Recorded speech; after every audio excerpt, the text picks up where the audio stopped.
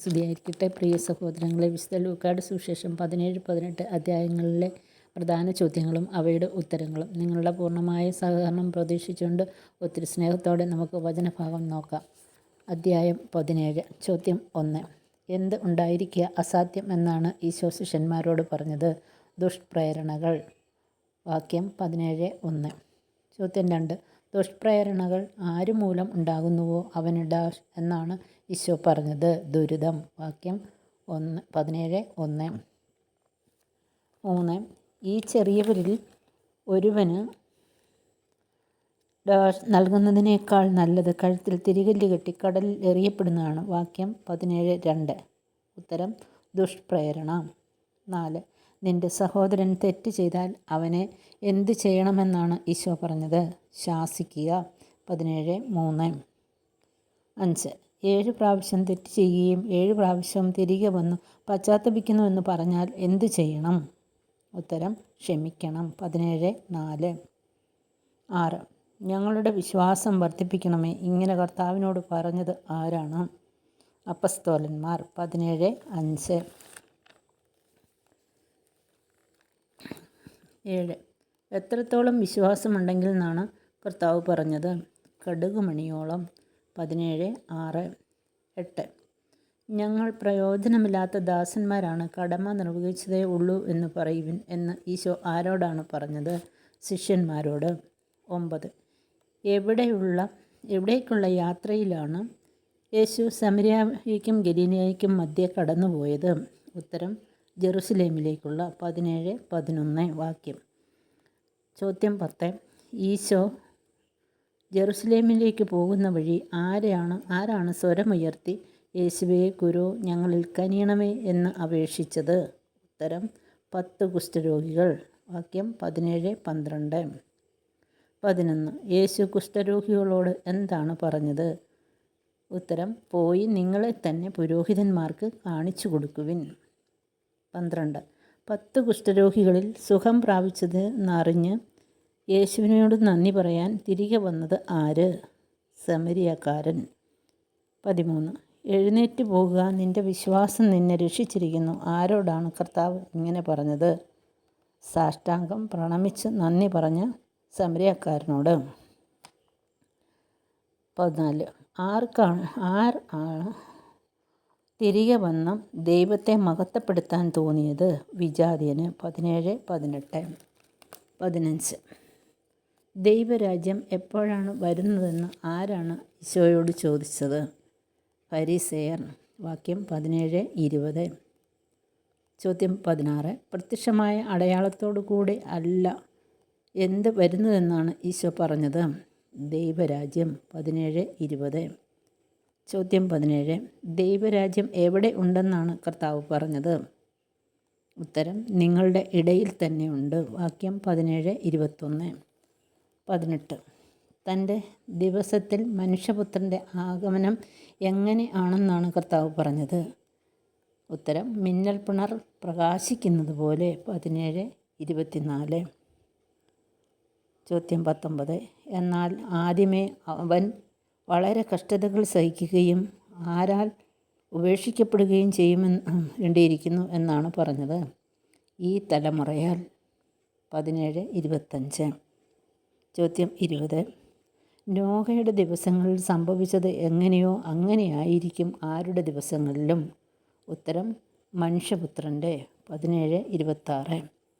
ചോദ്യം 21. ആര് സൊദോമിൽ നിന്ന് ഓടിപ്പോയ ദിവസമാണ് സ്വർഗത്തിൽ നിന്നും തീയും ഗന്ധകവും പെയ്ത് അവരെയെല്ലാം നശിപ്പിച്ചത്? ലോത്ത്. 17-29. ചോദ്യം 22. ലോത്തിൻ്റെ ഭാര്യയ്ക്ക് എന്താണ് സംഭവിച്ചത്? തിരിഞ്ഞു നോക്കിയതിനാൽ ഉപ്പുതൂണായി. 23. അവർ തിന്നുകയും കുടിക്കുകയും വാങ്ങുകയും വിൽക്കുകയും ചെയ്തു. ആരുടെ കാലത്ത്? ലോത്തിൻ്റെ കാലത്ത്. ചോദ്യം 24. തൻ്റെ ജീവൻ നിലനിർത്താൻ പരിശ്രമിക്കുന്നവന് എന്ത് സംഭവിക്കുമെന്നാണ് വിശുദ്ധ ലൂക്ക 17-33 പറയുന്നത്? അത് നഷ്ടപ്പെടുത്തും. 25. ശവം ഉള്ളിടത്ത് കഴുകന്മാർ കൂടും. ആര് പറഞ്ഞു? 17-37. ഈശോ. അധ്യായം 18. ചോദ്യം 26. ഭയാസക്തരാകാതെ എപ്പോഴും പ്രാർത്ഥിക്കണമെന്ന് കാണിക്കാൻ യേശു പറഞ്ഞ ഉപമ ഏത്? ന്യായാധിപൻ്റെയും വിധവയുടെയും. 27. ആർക്കാണ് എതിരെയാണ് നീതി നടത്തി നൽകണമെന്ന് വിധവ ന്യായാധിപനോട് ആവശ്യപ്പെട്ടത്? തൻ്റെ എതിരാളിക്കെതിരെ. 18:3. 28. ഞാൻ ദൈവത്തെ ഭയപ്പെടുകയോ മനുഷ്യരെ മാനിക്കുകയോ ചെയ്യുന്നില്ല. ആരാണ് ഇങ്ങനെ ചിന്തിച്ചത്? നീതിരഹിതനായ ന്യായാധിപൻ. 18:14. 29. എന്തുകൊണ്ടാണ് വിധവയ്ക്ക് നീതി നടത്തിക്കൊടുക്കാമെന്ന് വിചാരിച്ചത്?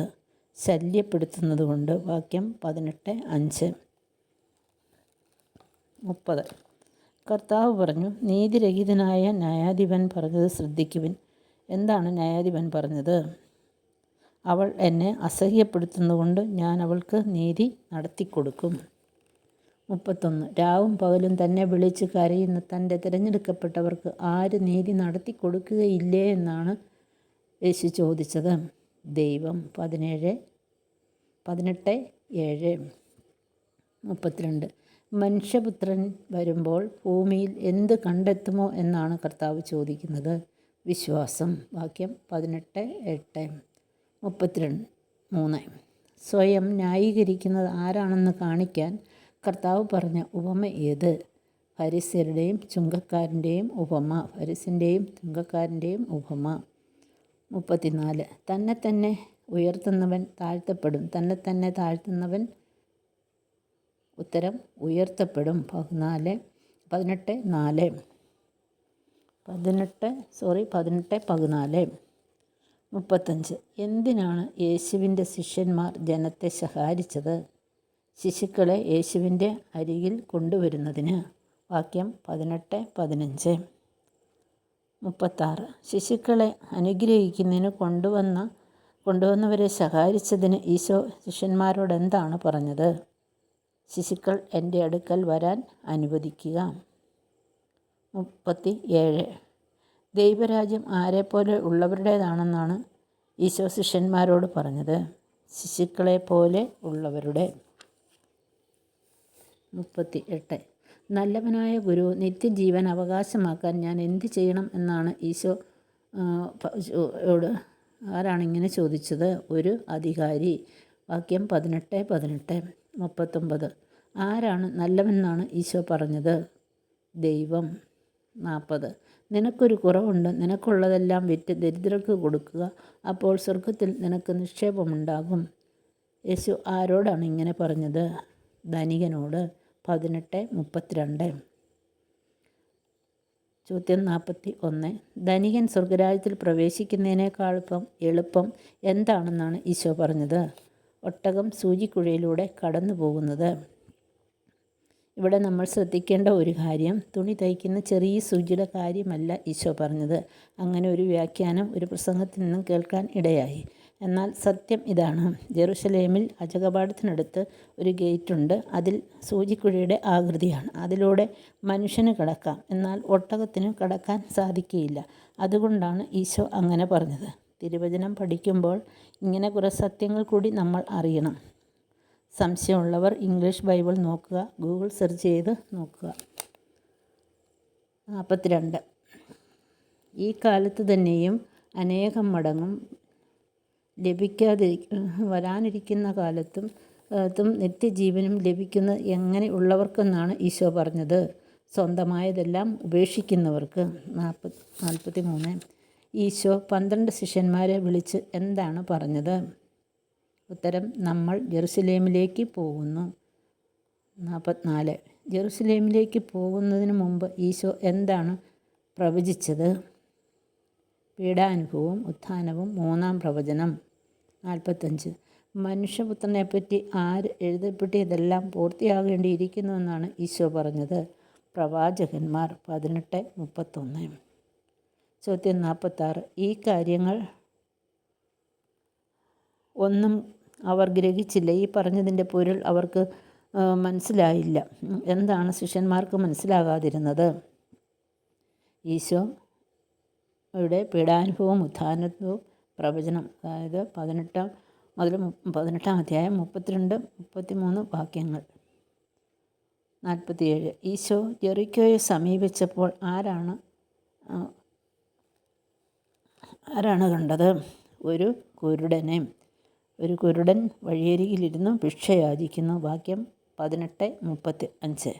44. ആര് കടന്നു പോകുന്നു എന്നാണ് ജനക്കൂട്ടം അന്ധനോട് പറഞ്ഞത്? ഉത്തരം നസ്രയനായ യേശു. 18:37. 49. ദാവീദിൻ്റെ പുത്രനായ യേശുവേ, എന്നിൽ കനിയണമേ. ആരാണ് ഇങ്ങനെ വിളിച്ചു പറഞ്ഞത്? അന്ധനായ യാചകൻ. 18:38. ചോദ്യം 50. ഞാൻ നിനക്ക് വേണ്ടി എന്ത് ചെയ്യണമെന്നാണ് നീ ആഗ്രഹിക്കുന്നത്? ഈശോ ഇങ്ങനെ ചോദിച്ചപ്പോൾ അന്ധൻ എന്താണ് പറഞ്ഞത്? കർത്താവേ, എനിക്ക് കാഴ്ച വീണ്ടും കിട്ടണം. വാക്യം 18:42. 51. ഇത് കണ്ടവരെല്ലാം ദൈവത്തെ സ്തുതിച്ചു. എന്താണ് കണ്ടത്? ഉത്തരം തൽക്ഷണം അന്ധന് കാഴ്ച ലഭിച്ചത്. ഇത്രയും വചനഭാഗം ശ്രവിച്ചതിന് എല്ലാവർക്കും ഒത്തിരി സ്നേഹത്തോടെ നന്ദി.